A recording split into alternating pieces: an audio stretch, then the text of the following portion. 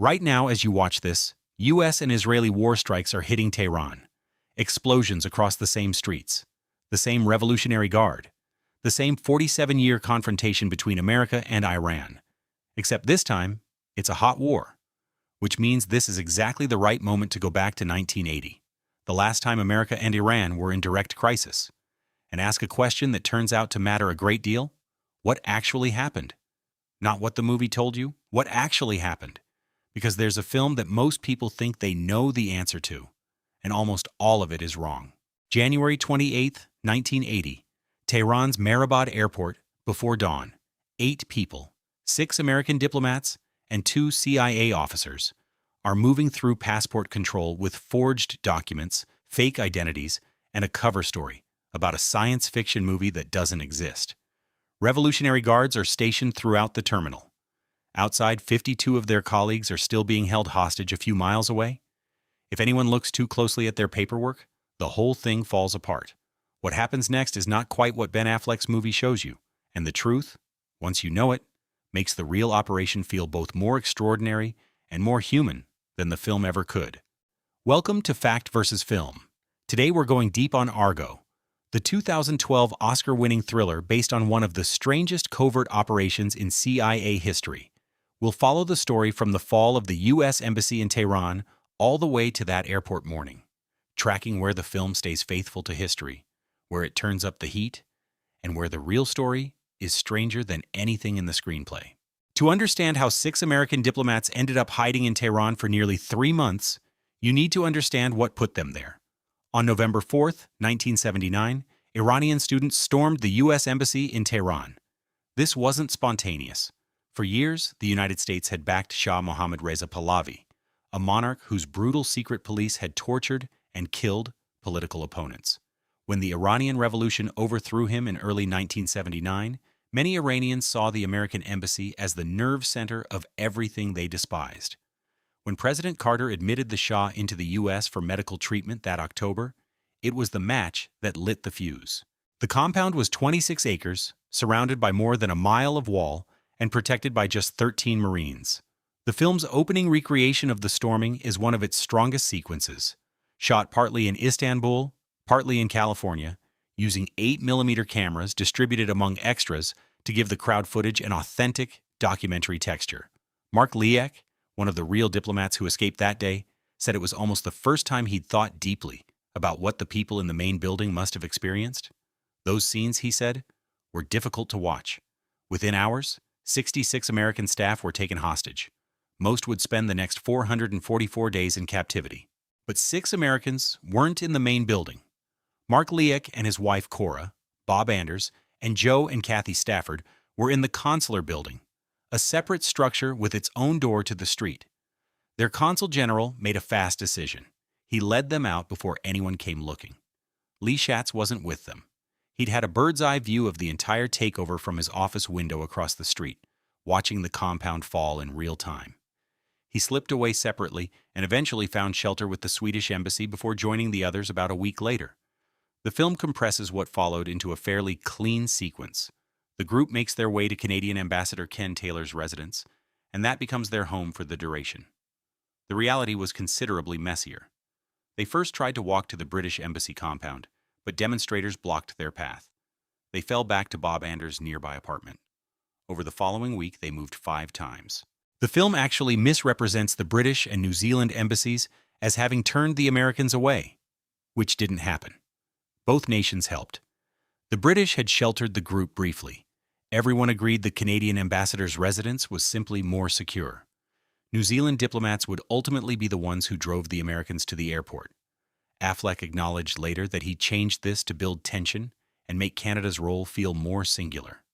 It worked dramatically, but it left people genuinely angry. The New Zealand Parliament formally censured him by unanimous vote after the film's release. And the film erases another crucial figure. Not all 6 Americans stayed with Ken Taylor. Joe and Kathy Stafford were at the ambassador's residence. The other 4, Mark, Cora, Bob, and Lee, were housed by John Sheardown, Canada's deputy chief of mission in Tehran, and his wife Zena. They sheltered 4 frightened Americans in their home for nearly 3 months. They never appear anywhere in the film. The 6 Americans settled into a strange, suspended existence. Mark Lijek later said he read 57 books. They played Scrabble constantly, cooked together, and, by Mark's own candid admission, drank quite a lot. The film captures the claustrophobia and restlessness of this period reasonably well, but it flattens the six into a collective unit of anxiety. In reality, they were very different people, navigating an extraordinary situation in very different ways. Mark and Cora were newlyweds who had volunteered for the Tehran posting in late 1978, drawn by the adventure of it. Cora wasn't even a career Foreign Service officer. She'd been given a contract specifically because the embassy needed Farsi speakers urgently. They hadn't imagined, when they accepted, that they'd end up at the center of one of the boldest espionage operations in CIA history. Bob Anders was the most senior of the group and, crucially, the one whose personal connection to John Sheardown made the safe house possible at all. When the group needed somewhere secure to go, it was Bob who made the call.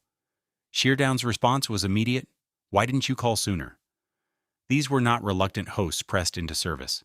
They were people who understood exactly what they were risking and made the choice anyway. Joe Stafford's anxiety about the eventual rescue plan is real. Tony Mendez later confirmed that when he arrived and laid out the Hollywood scheme, Joe was genuinely apprehensive. That detail the film gets right. What it doesn't convey is the degree to which the Americans' morale, and ultimately their survival, depended entirely on the Canadians around them. When Tony Mendez arrived in Tehran on January 25, 1980, he came carrying a cover story that would have seemed preposterous on paper. Mendez was a CIA technical operations officer, a specialist in disguise and exfiltration, with years of experience getting people out of dangerous places without anyone noticing. The film casts Ben Affleck, who is 6'4" and notably handsome, a man who commands attention in any room.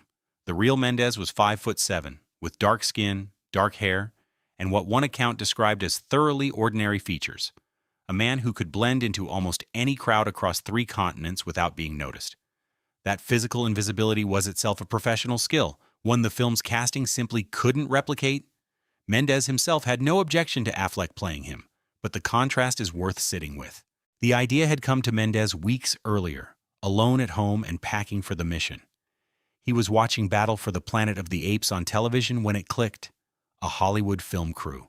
International, eccentric, liable to turn up anywhere in the world. And their paperwork was a labyrinth no foreign official would want to untangle. Who better to be wandering around Tehran in the middle of a revolution than a group of eccentric Canadians scouting locations for a science fiction epic? The film recreates this moment accurately, right down to the specific movie on the screen. And there's a satisfying circularity to the detail. The Hollywood contact Mendez called first was John Chambers, the makeup artist who had won an honorary Oscar for his work on the original Planet of the Apes. The film that gave Mendez the idea was made by the very man he picked up the phone to call. Together they built something remarkable. They established a fake production company, Studio 6 Productions, on the old Columbia Pictures lot in Hollywood, in offices just vacated by Michael Douglas after wrapping the China Syndrome.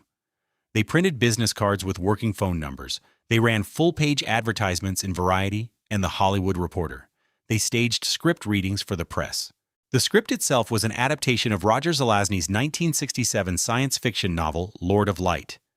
To give the fake production a visual identity, they used concept artwork by legendary comic book artist Jack Kirby. But the timeline here is important to get right because the film fudges it slightly. Kirby had created that artwork in the early 1970s for a completely separate, failed production attempt. The CIA acquired it later and used it to give Studio 6 Productions a genuine visual portfolio, vivid, otherworldly illustrations that made the company look like a real outfit with serious creative backing. The connection between Kirby's artwork and the CIA operation isn't incidental. It's one of the most genuinely extraordinary things about the whole story. But it wasn't created for the mission. It was repurposed for it. There's a difference, and the film blurs it. The cover was so convincing that after the mission ended and Studio 6 quietly folded, 26 real film scripts were delivered to their Hollywood address. One came from Steven Spielberg. The film's character, Lester Siegel, played with evident enjoyment by Alan Arkin, is a composite. The real frontman for the fake production was Robert Siddell, a friend of Chambers, whose wife Andy staffed the reception desk. Affleck assumed Sadell had died and wrote him out entirely, then learned, days before the film's release, that Sadell was alive and well. He flew him to the Los Angeles premiere and credited him publicly in his opening remarks. It's a small grace note, but it also points to how many real contributors to the operation were quietly folded into composites or erased altogether. One thing the film consistently underplays is how much of the groundwork was Canadian. It was the Canadian government that issued the 6 Americans genuine passports, not forgeries, but real government documents. Canadian diplomats coached the group on Canadian accent and culture. Ken Taylor's wife bought multiple sets of plane tickets from different airlines as backup. The infrastructure Mendez walked into had been built and maintained for months by people the film barely acknowledges. Former President Jimmy Carter was direct about this in a CNN interview. 90% of the contributions, he said, were Canadian. The main hero, in his view, was Ken Taylor. The film's original postscript implied the CIA had simply allowed Canada to take the public credit, a framing that sparked real anger. Affleck revised it after the Toronto premiere, though many Canadians felt even the revision understated what their country had done. Mendez had roughly 48 hours in Tehran to transform 6 State Department officials into a convincing Canadian film crew. He hadn't come alone. His memoir refers to his partner only as Julio, a Latin American authentication specialist. In 2024, the CIA finally declassified that officer's real name, Ed Johnson, a linguist who had spent his entire career working without recognition or public profile. The film gives him no presence at all, folding everything into Mendez's solo performance. The preparation was thorough and serious. They drilled cover stories, rehearsed fake biographies, loaded up on what Mendez called pocket litter, Canadian maple leaf pins, Molson keychains, the small physical details that make an identity feel lived in. The night before departure, a Canadian diplomat named Roger Lucy, fluent in Farsi, dressed in full military fatigues, jackboots, and sunglasses, ran an intense mock interrogation. He took the role seriously, and so did the Americans. The film has Mendez dramatically defy CIA headquarters when the mission is suddenly canceled the night before departure. That confrontation never happened. President Carter had approved the operation before Mendez ever landed in Tehran. There was a brief, 30-minute administrative delay in reauthorizing one logistical element. Nothing close to the act of lone wolf defiance the movie portrays. Mendez's real concern, he reflected later, wasn't whether the Iranians would see through the cover story. It was whether 6 people who had never done anything like this could walk through a hostile airport without their fear showing on their faces. The Hollywood ruse, he believed, gave them something to hold on to, a role to play, a character to inhabit. That psychological function was, in some ways, the whole point. January 28, 1980, before dawn. 8 people board a van to Mehrabad Airport. The group had deliberately booked the earliest possible flight, a 7:30 a.m. Swiss Air departure, because the airport would be nearly empty and the Revolutionary Guards would mostly still be asleep. It was an unglamorous but precise piece of planning, and it worked exactly as intended. Tony Mendez arrived ahead of the group to clear customs first, then signaled them in. They moved through immigration checkpoint by checkpoint. For the most part, officials barely looked at them. There was one moment. Lee Schatz handed over his forged departure document and watched the official pick it up and walk into a side room. He stood there, certain in that instant that everything was about to unravel. The man returned a few minutes later, stirring a cup of tea. It had been a tea break. The passport was stamped. Schatz walked through. The flight was delayed about an hour for a minor mechanical issue. That hour was tense in the way that any unexplained wait is tense when you are carrying false documents in a country that has 52 of your colleagues in captivity. But no one was suspicious. No one approached them. The Revolutionary Guards drifted around the terminal, paying them no particular attention. Then the flight was called. They boarded a bus to the aircraft. As Mendez walked up the ramp, Bob Anders nudged him and pointed at the nose of the plane. Lettered across it was Argo, the name of a Swiss canton, but close enough to Argo that Mendez took it as an omen. The plane lifted off. When it crossed out of Iranian airspace, the Americans broke into cheers. And so did a number of other passengers, strangers who had no idea what they were sitting next to, but who were simply glad to be leaving Tehran. No one chased the runway. The Iranians never called Studio 6. The tickets had never been in doubt. One of the 6 diplomats, Mark Lijek, described it afterward with a simplicity that says everything. The immigration officers barely looked at them. They got on the plane, and that was that. The moment the plane landed, the CIA's role was buried. To protect the 52 hostages still in the embassy, the United States gave Canada full public credit for the rescue. A 1981 television film told the entire story without a single CIA officer in it, because almost no one outside a very small circle knew the CIA had been involved at all. Within days of the escape, Ken Taylor quietly evacuated all remaining Canadian diplomatic staff and closed the Canadian embassy entirely, knowing that once Iran figured out what Canada had done, no Canadian diplomat in Tehran would be safe. The film barely registers this. Taylor didn't just shelter 6 Americans. He closed Canada's entire diplomatic mission, burning whatever goodwill his country had built, because there was no other choice. The operation stayed classified for 17 years. It wasn't until 1997, during the CIA's 50th anniversary, that Tony Mendez was finally able to speak openly about what he'd done. He received his Intelligence Star publicly for the first time. He'd originally been awarded it in 1980 and had to hand it back immediately because the mission was still classified. The 52 hostages weren't released until January 20th, 1981, 444 days into their captivity, on the precise day Ronald Reagan was inaugurated as president. Many historians interpret the timing as a calculated final humiliation directed at Jimmy Carter.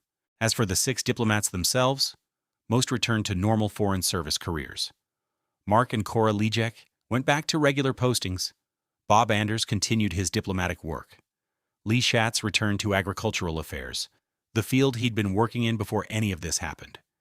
Their re-entry into ordinary professional life was almost anticlimactic given what they'd been through, which perhaps says something about the particular kind of courage it takes to simply go back to work afterward. Ken Taylor received the Congressional Gold Medal from President Reagan in 1981. John Sheardown, who had housed and protected 4 of the 6 Americans for nearly 3 months, received no comparable recognition and doesn't appear in the film. He died in 2010. His wife Zena is equally absent from the official story. One detail from the film's closing archive footage is worth pausing on. The Iranian official shown issuing threats against Canada, Sadegh Ghotbzadeh, Iran's foreign minister, was later arrested and executed by the very regime he had served, accused of plotting against Ayatollah Khomeini. The revolution, as it so often does, turned on its own. And watching that footage today, knowing what's happening in Tehran right now, that pattern feels less like a historical footnote and more like a recurring truth about how these things tend to go. Tony Mendez retired from the CIA in 1990 and spent his later years as a painter, a memoirist, and a quiet advocate for the officers whose work never gets acknowledged. He even appears in the film. If you know where to look, he passes by in the background as Affleck's character is dropped at the airport for the Tehran flight. He attended the Golden Globe ceremony when Argo won Best Drama. He died on January 19, 2019, at 78 years old, from complications of Parkinson's disease, having lived long enough to see the operation declassified, celebrated, and finally returned in full to the public record. The real Operation Argo succeeded not through heroics or last-second improvisation, but through months of careful preparation, genuine international partnership, and a cover story designed above all to give 6 frightened diplomats the confidence to walk calmly through a hostile airport at 5 in the morning. In intelligence work, the operations that go smoothly aren't the undramatic ones. They're the masterpieces. Argo the film is a great thriller, but the real story is something rarer. A plan that worked exactly as designed, executed by people whose names, even now, most of the world doesn't know. The last time America and Iran were in direct confrontation, it ended after 444 days with a negotiated release. What happens this time is still being written. If you want more of this, real events, real people, and the gap between what movies show us and what actually happened, subscribe to Fact versus Film. Every video goes beyond surface-level trivia into the history that genuinely matters, especially when that history is suddenly current again. Hit subscribe and turn on notifications so you don't miss the next one.